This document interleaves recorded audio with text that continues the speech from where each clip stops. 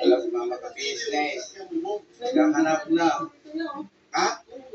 Meron pa doon. Mama ka-business. Pasa na kayo. Tagal nyo. Agoy. Wait na kayo. Meron akong vlog. Ano mo, Intoy, bakit may nag-message sa akin na kung natanggap doon, Intoy ang pera? Wait. Pera. Ang sanggol. Pera yan. Hindi, message na si ate. Nag-message daw sa kanya na tanong ko daw siya kung pinapatanong daw ng siguro sponsor kung may natanggap ka daw.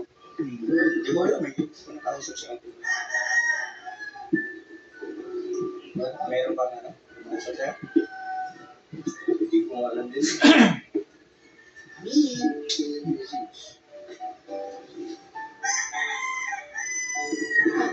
Hindi, sa akin naman.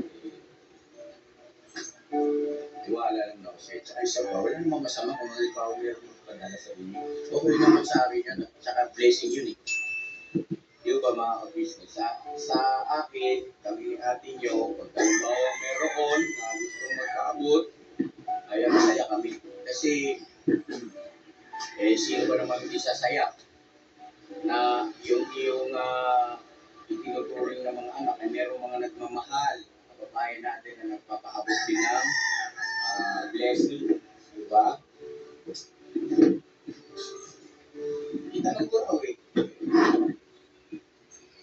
Ibig sabihin na may tinanggap ka ba? May nagkausap ka ba? Wala. Ano pa dala daw sa akin? Itanong ko raw, hindi ko pa na ako maintindihan eh.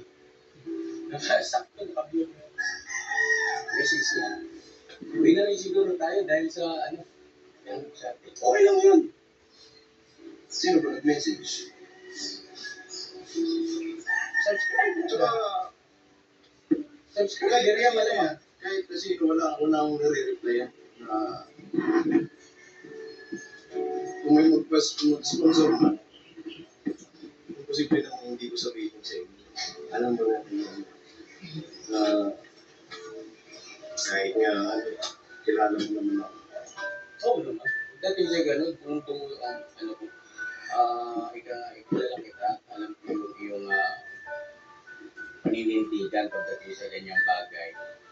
Pero, wala yun, siguro lang yun, tawag nito, mahirap wala, sinabi mo wala, di wala. Gusto mo siya, ikaw maniniwala. Kaya lang naman ito, basahin mo. Message ng ate mo. Message ng ate mo, Mama Boy. So, di ba pasa na kayo tagal nyo. Wala akong alam din. Ha? Wala akong alam din niya. At saka, imposible kung halimbawa may magpapadala sa akin, lalo na pera ang pinag-uusapan. Hindi ko sasabihin. Uy! Bakit yung tulog kang mag-isip na sa'yo ako naniniwala, siyempre.